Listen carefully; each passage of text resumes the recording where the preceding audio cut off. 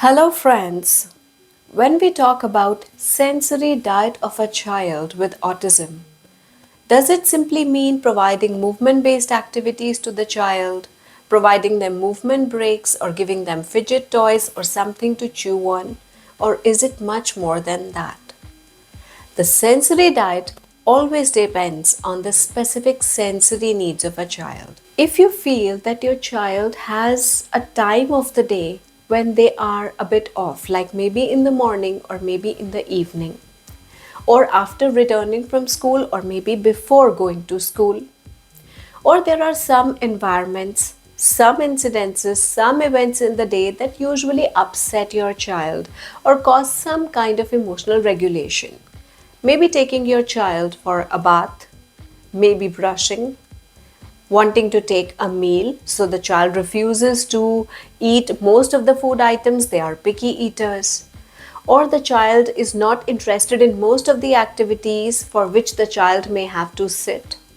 Or the child is not comfortable with too much movement, and when you try to encourage them or motivate them to go on playground equipments like slides, swings, they are really fearful of them. All these give you an indicator of this is where you can apply the sensory diet. The first sensory behavior I want to discuss today is mouthing behavior. If the child tends to put objects in their mouth, note what is exactly the child doing with that object. Are they simply putting in their mouth and spitting it out? Are they biting on it and then chewing continuously?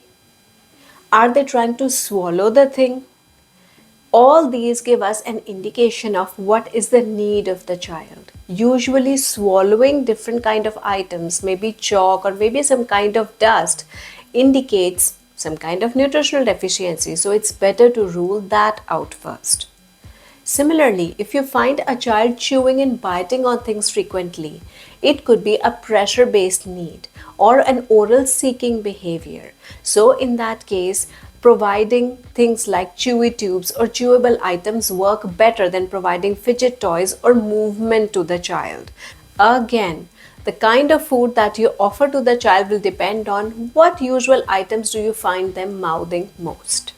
The second behavior I want to discuss is you might find your child sniffing objects frequently.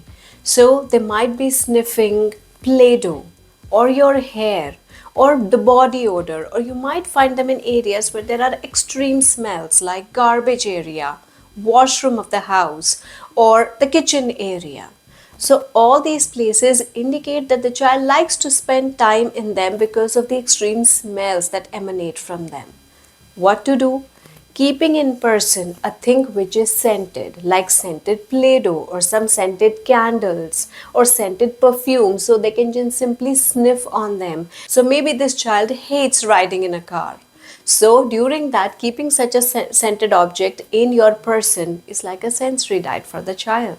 Thirdly, your child has a habit of either touching people frequently or they always want to keep some object in their hand.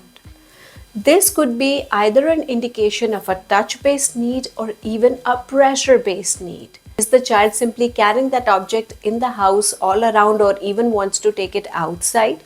Or they also have a habit of touching people frequently.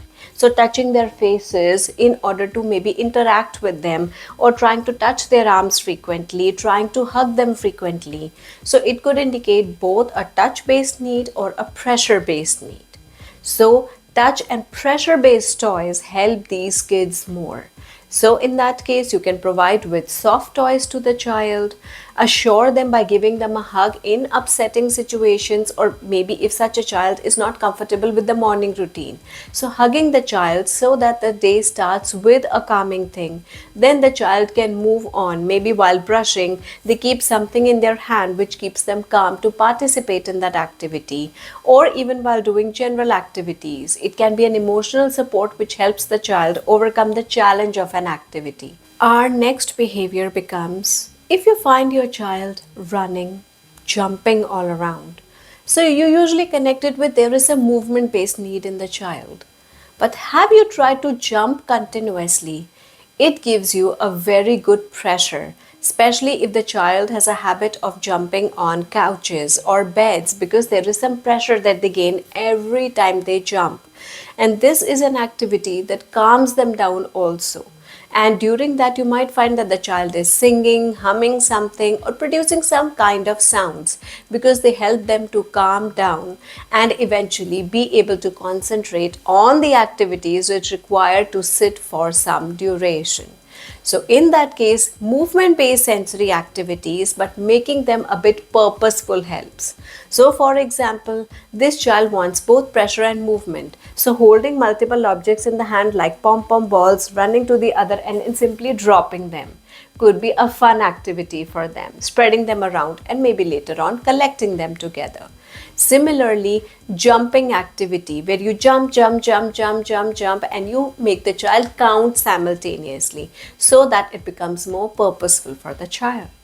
Our next behavior would be if the child really likes to drop objects in front of their eyes, very close to their eyes, look sideways frequently, focus on patterns and designs frequently or colorful objects frequently.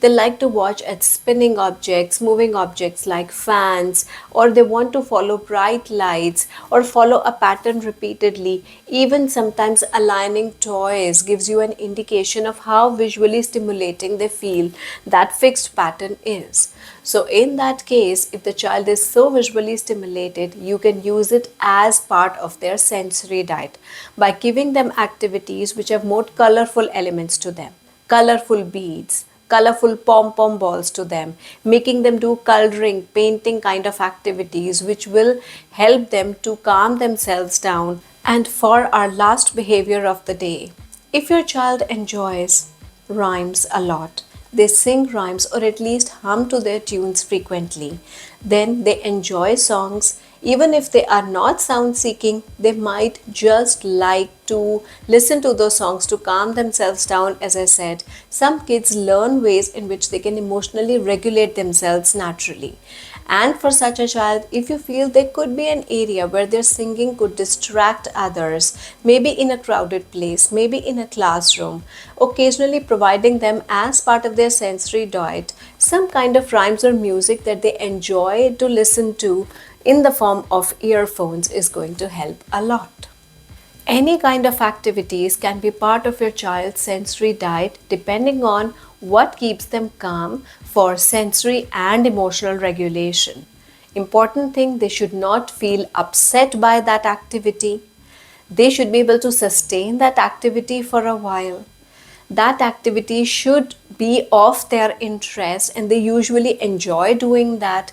And most importantly, that activity is something that you can carry with you if there is a need to take the child to a social setting, which might be a bit upsetting and overwhelming for the child, where these sensory diet activities or some small sensory toys could be kept in a small sensory kit for the child to enjoy and keep themselves calm.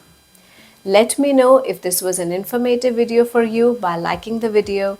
Subscribe to the channel for more videos related to autism awareness and child development. Ring the bell icon for you to not miss any videos from my channel, and we'll meet again soon. Bye.